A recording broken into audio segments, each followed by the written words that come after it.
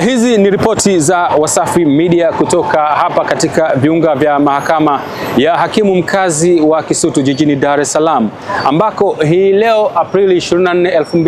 2025 kesi ya uhaini ambayo inamkabili mwenyekiti wa Chama cha Demokrasia na Maendeleo Chadema Tundu Antipas Lissu ikitarajiwa kutajwa hii leo. Na kwa hakika hali ya ulinzi na usalama imeimarishwa na jeshi la polisi kanda maalum ya Dar es Salaam, na kama hiyo haitoshi, pia kumekuwa na vikosi mbalimbali vya ulinzi ikiwemo mbwa pamoja na farasi vikiwa vimeongezwa katika eneo hili vikijaribu kuwatawanya baadhi ya wafuasi wa Chadema ambao walikuwa wakitaka kujipenyeza na kuingia ndani ya viunga hivi vya mahakama ya Kisutu. Na kusihi mtazamaji wa Wasafi Media, endelea kufuatilia kurasa zetu mbalimbali za mitandao ya kijamii za Wasafi Media ili kuweza kupata kila ambacho kinakuwa kikitokea katika viunga hivi vya mahakama ya hakimu mkazi wa Kisutu jijini Dar es Salaam.